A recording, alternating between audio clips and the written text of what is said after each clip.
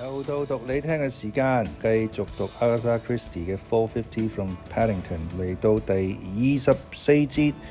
上回就講到咧 Harold 咧有少少精神恍惚唔舒服啦，就食兩粒藥就瞓覺啦。不過咧睇嚟都係暗示咧佢命不久矣啦。咁呢一節就睇下究竟 Harold 會唔會吉人天相咧，定係都係要死咧？我哋睇睇啦。Nobody could have made more of a muck of it than I seem to have done, said Dermot Craddock gloomily. He sat, his long legs stretched out, looking somehow incongruous in faithful Florence's somewhat over-furnished parlour.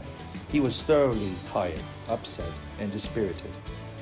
Miss Marple made soft, soothing noises of dissent. No, you've done very good work, my dear boy. Very good work indeed. I've done very good work, have I? I've let a whole family be poisoned. Alfred Crackenthorpe's dead, and now Harold's dead too. What the hell's going on here? That's what I should like to know. Poison tablets, said Miss Marple thoughtfully. Yes, devilishly cunning, really. They look just like the tablets that he'd been having. There was a printed slip sent in with them by Dr. Quimper's instructions. Well, Quimper never ordered them. There were chemists' labels used. The chemist knew nothing about it either. No, that box of tablets came from Rutherford Hall. Do you actually know it came from Rutherford Hall? Yes, we've had a thorough check-up. Actually, it's the box that held the sedative tablets prescribed for Emma. Oh, I see, for Emma. Yes, it's got her fingerprints on it, and the fingerprints of both the nurses and the fingerprint of the chemist who made it up. Nobody else's, naturally. The person who sent them was careful, and sedative tablets were removed and something else substituted. Yes, that of course is the devil with tablets. One tablet looks exactly like another. You are so right, agreed Miss Marple.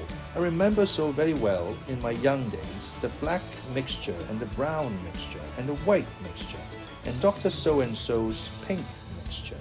People didn't mix those up nearly as much. In fact, in my village of St. Mary Mead, we still like that kind of medicine. It's a bottle they always want, not tablets. What were the tablets? She asked. Aconite. They were the kind of tablets that are usually kept in a poisoned bottle, diluted 1 in 100 for outside application. And so Harold took them and died, Miss Marple said thoughtfully. Dermot Craddock uttered something like a groan. You mustn't mind me letting off steam to you, he said. Tell it all to Aunt Jane, that's how I feel. That's very, very nice of you, said Miss Marple, and I do appreciate it. I feel towards you as Sir Henry's godson, quite differently from the way I feel to any ordinary detective inspector. Dermot Craddock gave her a fleeting grin. But the fact remains that I've made the most ghastly mess of things all along the line, he said. The chief constable down here calls in Scotland Yard, and what do they get? They get me making a prize ass of myself. No, said Miss Marple. Yes. I don't know who poisoned Alfred. I don't know who poisoned Harold. And to cap it all, I haven't the least idea who the original murdered woman was. This Martine business seemed a perfectly safe bet. The whole thing seemed to tie up. And now what happens? The real Martin shows up and turns out most improbably to be the wife of Sir Robert Stoddart West. So, who's the woman in the barn now? Goodness knows. First I go all out on the idea she's Anna Stravinska, and then she's out of it. He was arrested by Miss Marple giving one of her small, peculiarly significant coughs. But is she? She murmured. Craddock stared at her. Well, that postcard from Jamaica. Yes, said Miss Marple, but that isn't really evidence, is it?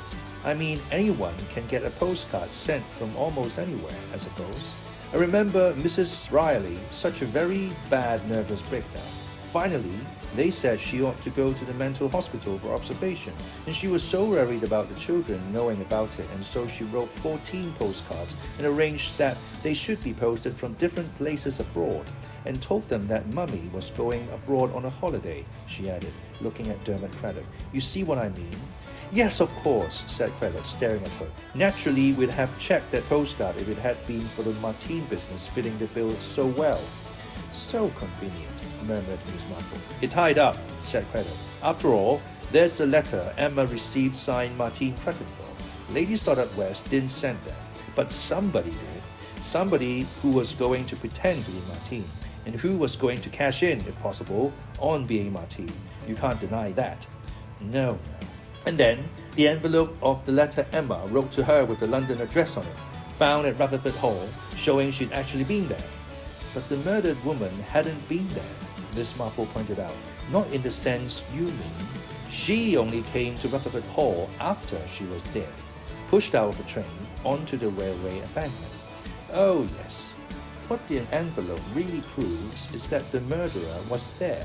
Presumably, he took that envelope off her with her other papers and things and then dropped it by mistake. Or, I wonder now, was it a mistake?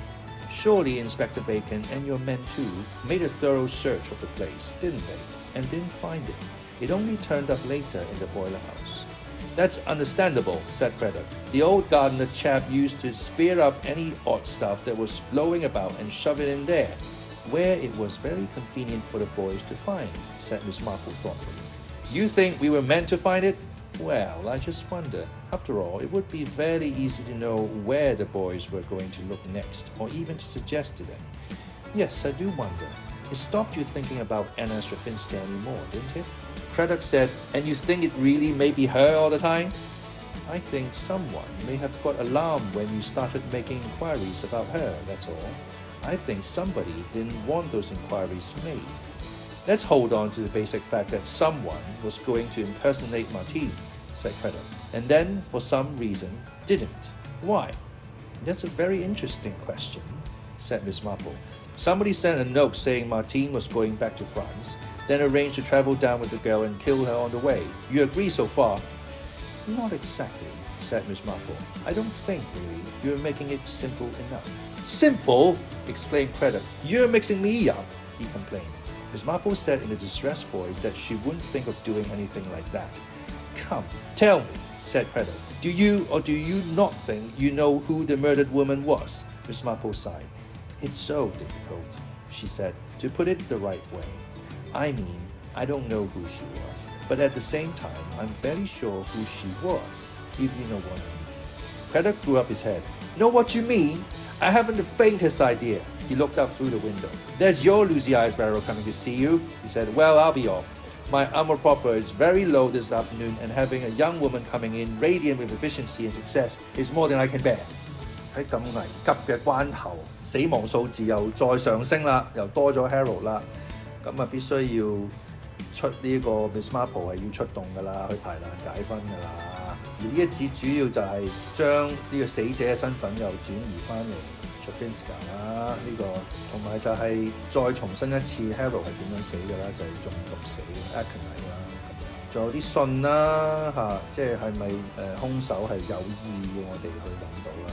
其實所有嘢令我覺得 Emma 嗰個係兇手嘅機會真係十分高，去到呢個位，即係一來 Harold 都死埋啦，咁你剩翻嘅咪就係 Cedric 咯、Brian Easley 咯、Emma 咯，大概係咁啦。會唔會 Dr. Quimper 有份呢？咁我信得過唔會啩？但係因為呢個落毒呢一度咧，真係 Dr. Quimper 係會幫到手。